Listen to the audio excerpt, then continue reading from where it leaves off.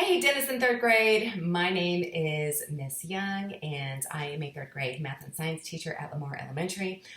I hope you guys are doing well. Hope you guys are staying safe and healthy and spending a lot of quality time with your family.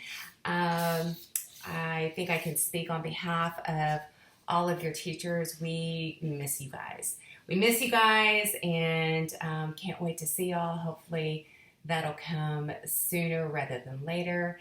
But until that time, just know that we are thinking about you every single day. That is no joke. And can't wait to see y'all. I'm going to be introducing Unit 6 science lesson for you guys. And the lesson on this is what are behavior adaptations, and you guys should have access to the lesson either online or a hard copy if you guys have hard copies at home. And this is going to be page 525 to 536, and so it looks like this right here. If you will excuse the copy that I have, for those of you that have used the excuse, the dog ate my homework, well, guess what happened to Miss Young?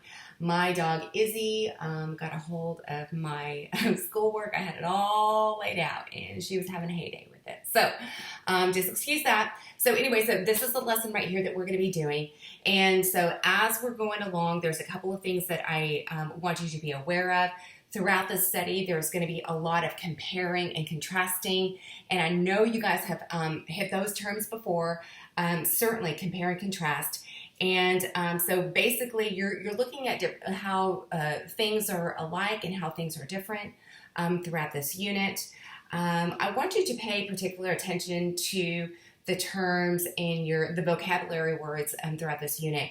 And remember, if you guys have done these type of lessons before, in this lesson vocabulary, it is going to be those highlighted words, those bold words. Again, just ignore the ripped page that my artwork that my dog gave me.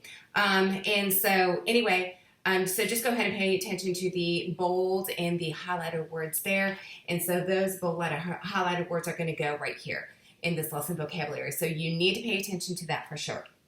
Those words I'm going to go ahead and let you know that we're going to be saying, that you might hear me say over and over again, is behavior, instinct, learn behavior, migrate, and hibernate. So pay very close attention to that. All right, so let's go ahead and get started. What you are going to need in addition to your Unit 6 lesson is I want you to go ahead and get a blank sheet of paper and a pencil out. Hopefully you have access to it someplace close. If not, maybe on the back side of your paper. Maybe not on this one, but on something else that maybe mom, dad, grandma, grandpa will allow would be perfectly fine with me. It doesn't, you're not going to be giving it to me, but I just want you to work alongside with me on this one.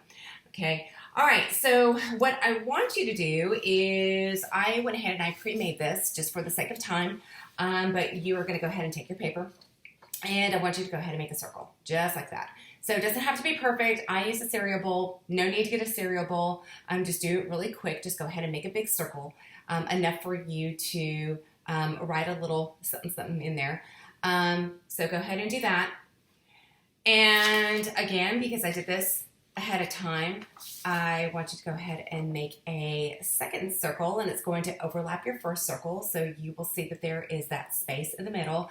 Now, you guys should all be aware of what this kind of diagram is called. We have worked on these type of diagrams before. I know I've worked on them several times with my students in math and science. I know definitely ELAR. You guys have worked with this. So if I had the ability to hear you and say, what is this diagram called? I should hear Venn diagram. This is a Venn diagram. Okay, so you're going to go ahead and have that. Now we're going to go ahead and label our Venn diagram. All right, so the first circle we're going to go ahead and label as learned. And the second circle we're going to go ahead and label as instinct. So learned, L-E-A-R-N-E-D, and then the second one is instinct, I-N-S-T-I-N-C-T. So before we actually get into learned behaviors and instincts, in animals, what I would like to do is I'd like to go ahead and bring it home to us so that we can relate to what this means, what this lesson means to us. Now, behavior. Okay, let's talk about behavior. Behavior is anything an organism does. Okay, so organism, it can be an animal, it could be us, it could be anything. All right, a learned behavior. Learned behaviors are behaviors that come from watching other animals through experience. Okay, so there are things in life that we don't automatically know.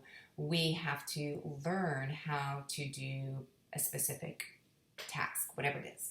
Okay, and then you have instinct right here. An instinct is a behavior that an animal, in this case, in our science lesson, an animal knows without learning it. Or in your case, you already know how to do this. Mom, dad, grandma, grandpa, nobody had to teach you how to do it. You already knew how to do this, okay? So we're going to do a little something, and I want you to go ahead and write along with me. All right, and I want you to tell me what section it would go in. And again, we have learned, we have instinct, and then we have a mixture of the two, okay? All right, so let's go ahead and go with our first one. And, okay, brush your teeth. Okay, brush your teeth. Is that a learned behavior? Did somebody have to teach you how to do this? Or were you pretty much born knowing how to brush your teeth? Okay, so I want you to think about that. All right, so brush your teeth is a learned behavior. So what I want you to do is I want you to go ahead and write that down. Learned is, brush your teeth is a learned behavior. Brush your teeth. That's what I'm going to do. So we're going to go ahead and write that down. Brush teeth. Okay, so now, what about baby crying when hungry? So baby crying. I want you to think about maybe your baby brother or sister. Did you have to teach them, or did anybody have to teach them to cry whenever they are hungry? Okay, so nobody had to teach them to do it, guys. They knew how to do it. That is an instinct. They know how to do it. So I'm going to go ahead and put, it's not a complete sentence at all, baby crying when hungry. And I know I'm kind of working a little bit fast, so if you guys need to go ahead and pause the video to go ahead and write, I'm perfectly okay with that. Or if you just want to follow along with me, that I'm okay with that too. Okay, so let's go ahead and do another one. All right, laundry. Laundry. So is laundry a learned behavior, or is it an instinct? Did you already know how to do it? Did you already know how to sort the clothes? Did you already know how to put the soap in? Did you already know how to set what temperature to set the water? Okay, so this is definitely a learned behavior. And when you're in the young household, you know, we definitely, I teach my son, I have a 7th grader, and these are your darks, your whites, and then if you want to go to the extreme, like sometimes I do, you have your clean whites and you have your dirty whites, like your socks and your dirty, like you're the ones that get all dingy. So anyway, that is most definitely a learned behavior. Okay. All right. So I'm gonna throw a wrench at you. Okay. Playing the piano. Okay. Well, a lot of us might say, okay, Miss Young, this is definitely a learned behavior. You have to be taught how to play piano. And I would agree with you on that. However, there are some of you that might say, well, Miss Young, when I was little, like nobody had to teach me how to play it. It just came naturally to me. I just knew, like people say by sound, by ear. I was able to play a beautiful music on the piano. And so in that case, that would fall under the instinct. They just knew how to do it. Now, Miss Young did not get that gift at all.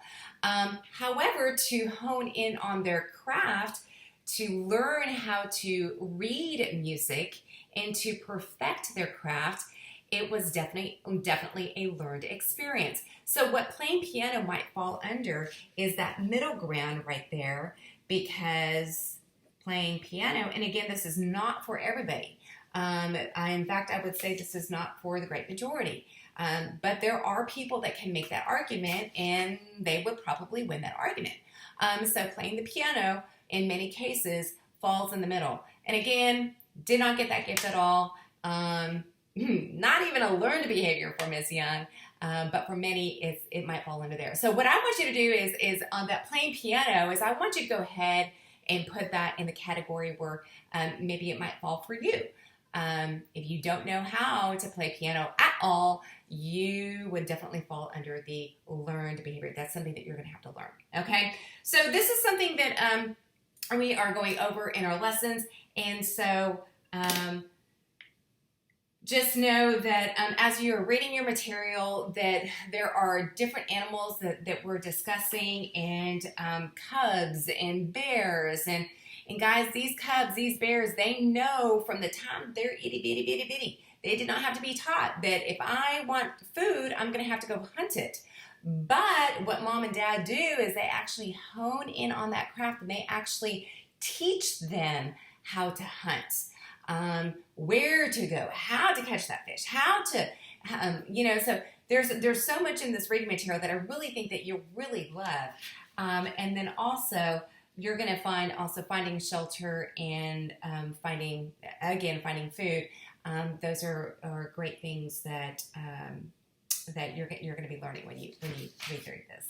Another thing that you guys are going to be learning about is hibernation and migration.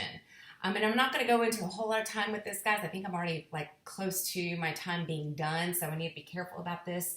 But these are two concepts that you really, really, really need to know: hibernation and migration. Some of you guys might argue and say, Ms. Young, I've been hibernating this whole time since I've been off of school.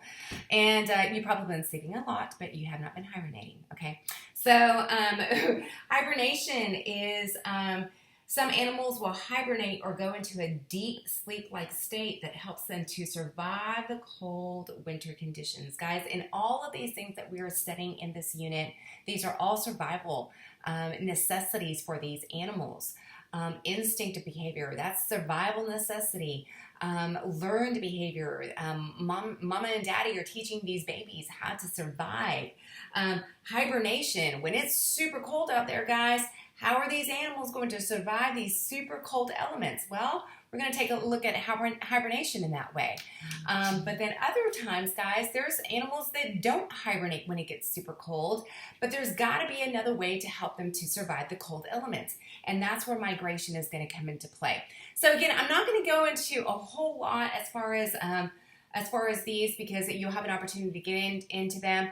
However, I will say that I included a YouTube video that really goes into depth on hibernation and migration, and I would love for you guys to watch this YouTube video. And again, make sure that you have permission from your parents before you get on YouTube. But this is really going to help solidify those hibernation and migration concepts. So I'm going to go ahead and wrap it up like that. Man, you guys got this lesson. I'm proud of you for hanging tough, and can't wait to see you. And just know that we love you guys. Know that you have a district, your teachers just love and adore you, and we miss you like crazy. And so again, hopefully we'll get to see you soon. All right, bye guys.